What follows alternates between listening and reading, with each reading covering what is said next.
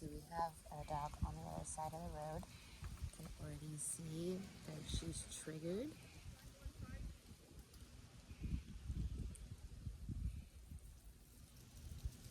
So we're just gonna let her process at this distance. She's not pulling against the leash, she's not lunging.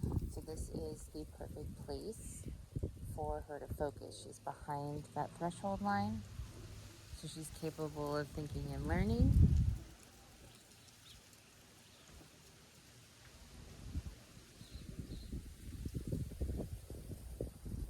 I'd like to point out too, looking at her body, in the previous videos, in these types of situations, she was much more forward facing. Good girl! And now she's a lot more centered.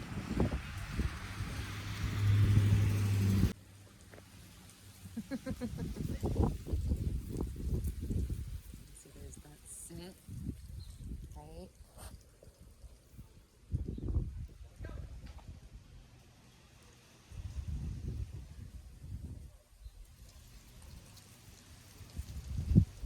Now we have the next neighbor's dogs barking as well.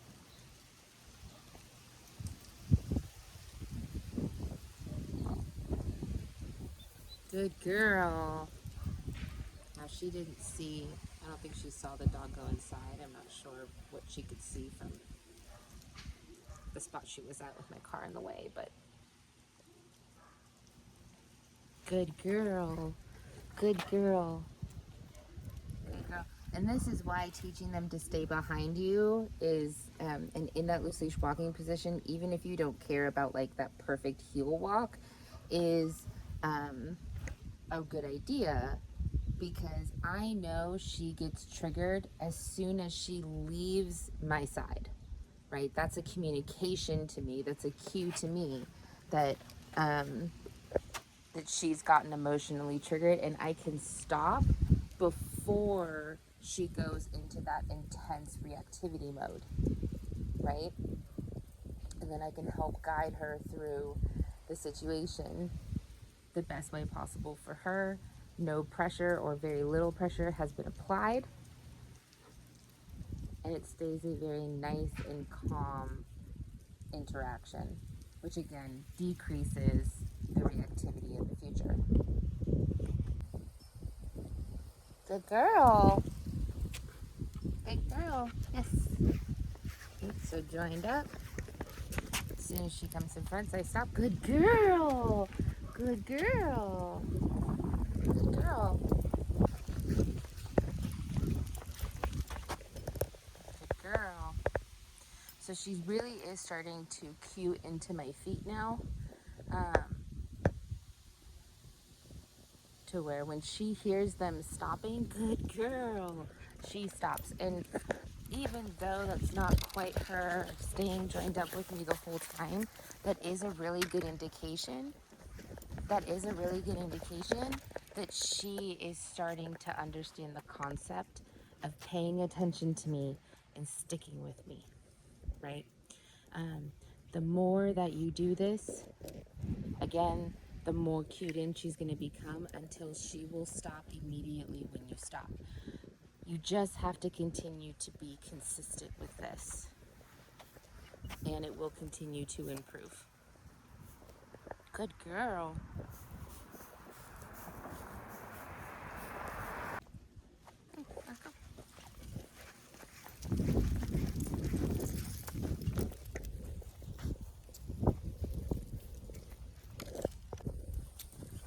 And again, these walks should be kind of slower. They should often require a lot of sniffing from your dog. Good girl. If you want your dog to be able to go fast with you, if you want a dog, that runs or goes on fast walks and stuff like that, that's absolutely something that can happen for you through this training technique.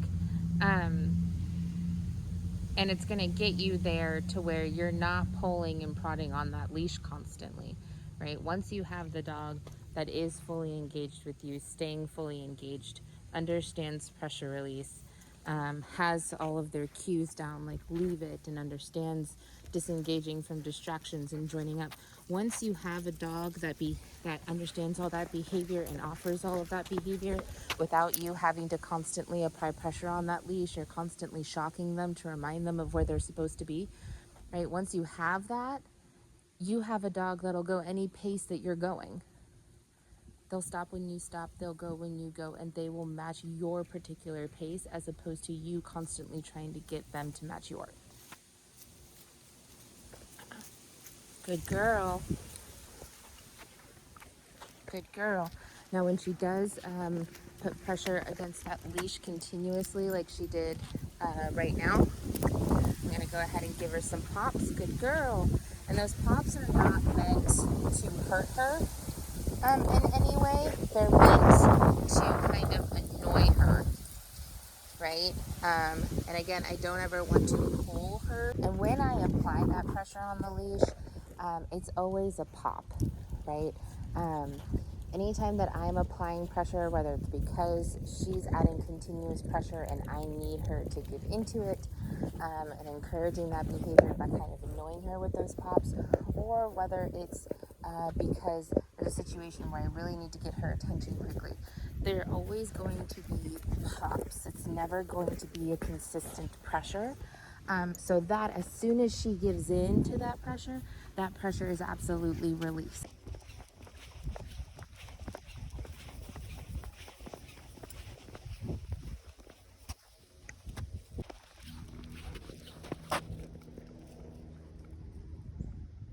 She hasn't applied pressure on the leash. I'm going to give her a second to think.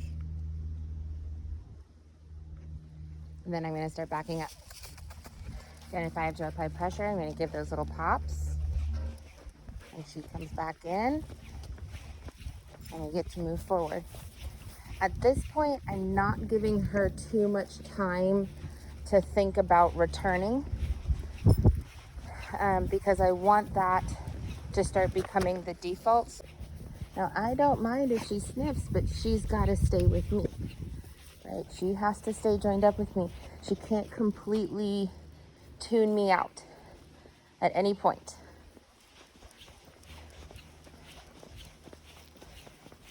Good girl. I stop.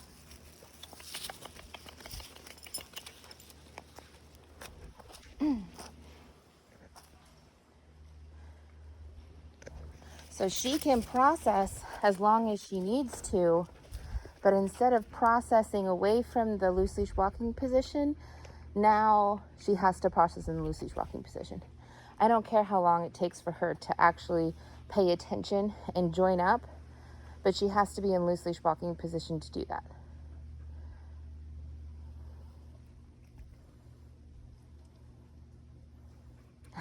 Good girl.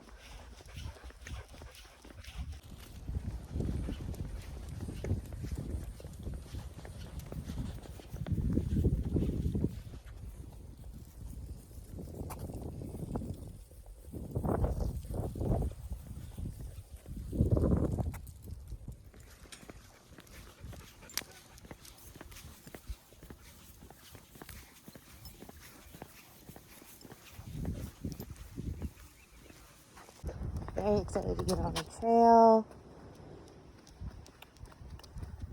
Good girl. Again, being really scrupulous with her about getting in front of my toes. She's really excited to get on that trail. So because we can't go more than a few feet, right? That's her communicating to me that she's really emotional about this. This is really hard. So I'm actually going to stand here for a minute and wait for some prolonged attention, right? So instead of that quick glance that she normally gives me before we move forward, I'm looking for her to be able to stay disengaged for a couple more seconds, just to really show me that she's calmed down all the way to 0 miles an hour. So giving her a little cue here with that pat on my side, help her understand where she's supposed to be. Do you see how she's not going there though? It's not that she's being ornery or stubborn or anything like that. It's that she's too emotional to actually perform the behavior, right? So instead of getting frustrated, my job as her handler is actually to make sure that I stay nice and calm, like being in this space is not a big deal, to cue to her that being in this space is not a big deal. If my body is rigid, if I go stiff, she's gonna get cued into that and go, oh, there's something here that's causing her to emotionally respond. So while she's struggling, it's really up to me to bring the energy back to calm by being as calm as I can myself.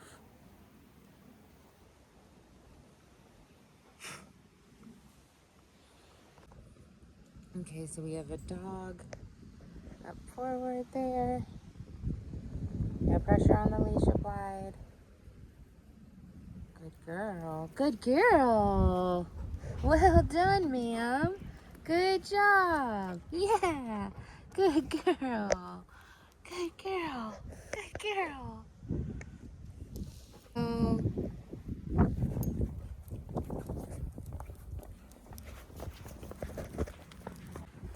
So what I'm going to do now is I'm going to try and give her a little bit more communication through that lead.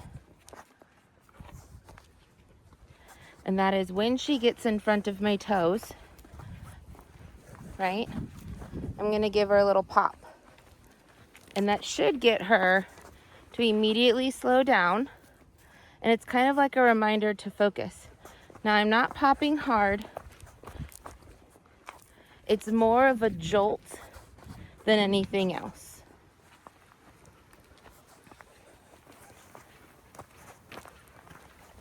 Okay, she starts to get in front of me, a little pop. Making sure there's never prolonged pressure. Good girl.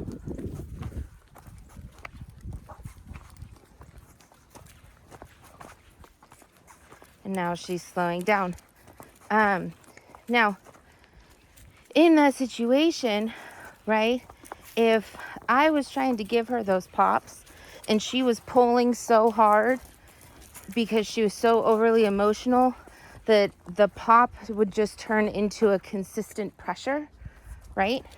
Then that tells me we're going over a threshold, right? If you're not seeing some sort of positive response immediately, right? It doesn't have to be a big response toward the behavior that you want, but if you're not seeing a positive direction in the response that you're looking for your dog in a behavior, after applying some punishment, then it needs to stop, right? And we need to go back to the drawing board and focus on training the correct behavior as opposed to just punishing the behavior we don't want. Okay, so we have some dogs coming up. Kai, come here.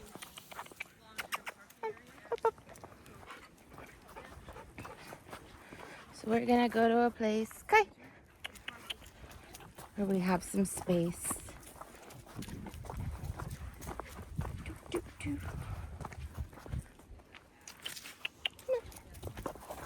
Right, giving little pops on that lead as I want to move forward. Still not allowing her to pass me though. All right, so found a spot where we can create some space. Pop up. Good morning. How are ya? Good. Good girl, Kai.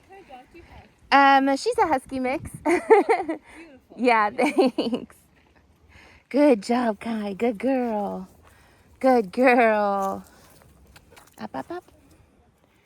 Good girl. Yes. Up, up, up. Okay, girl. Up, up, up, up, up, up.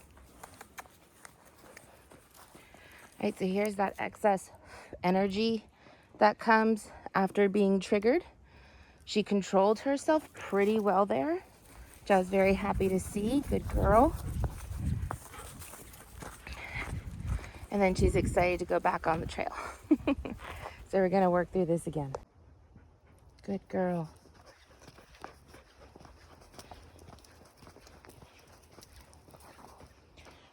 Another quick tip is I have my leash in the opposite hand than the dog is on. It makes it easier to give those little pops. And it also technically makes your leash a little bit shorter, so you have a bit more control.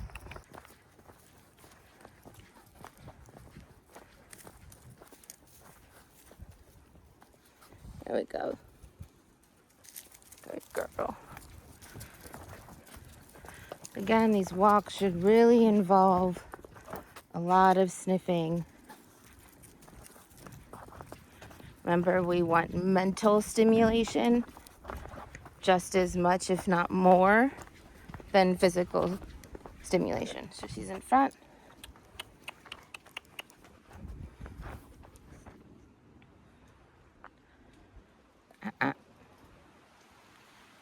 Good girl. That's what we see. Good job.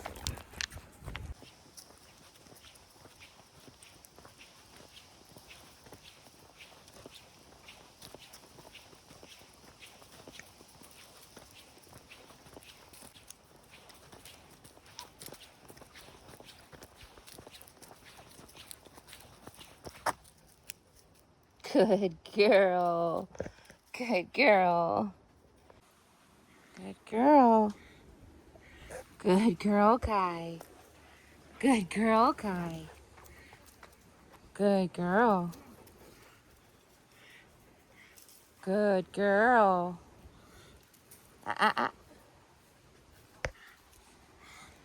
Good girl. Good girl, Kai. Well done, ma'am. Good girl. Do you see how those little pops are making her return back to attention as opposed to increasing? That's because she knows what the pops mean now. She knows that's a cue. It's not caused by them, so it's not setting her off. Good girl. Good girl. This is correct position. As soon as she looks at me, we'll move forward. Good girl. Right? We want our dogs to succeed so bad, and we want to be able to say that we can move forward, that we really don't give them, good girl, the time that they need to learn from their mistakes. Nice stop there. I'm going to give her a second, see if she'll pay back attention. Good girl. Good girl. Good girl. Yes. Yes.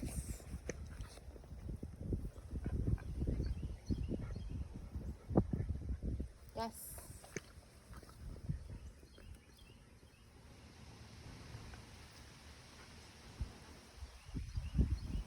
Yes.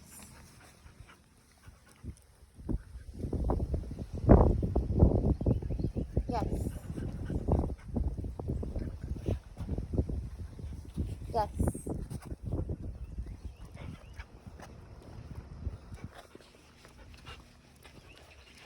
Yes.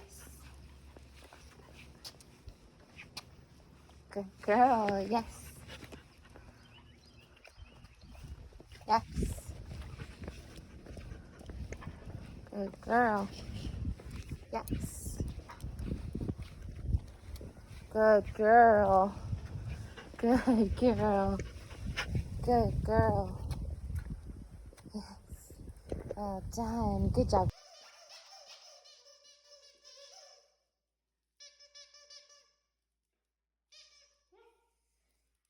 Throw it.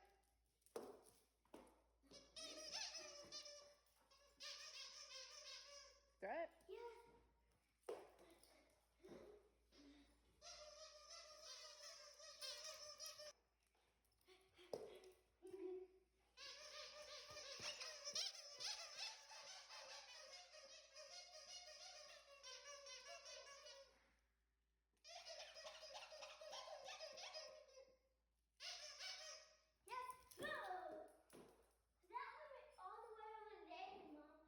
did. It went really far.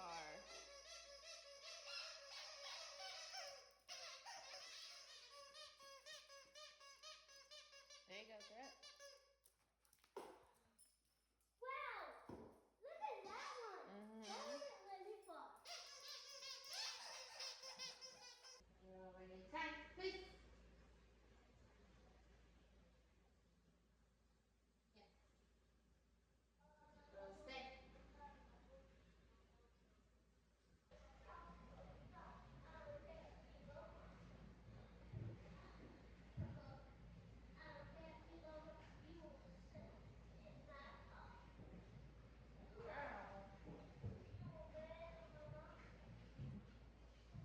Girl.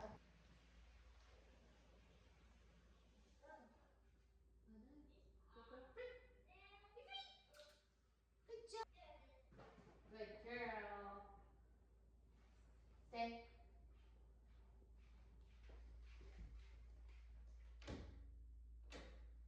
Good girl.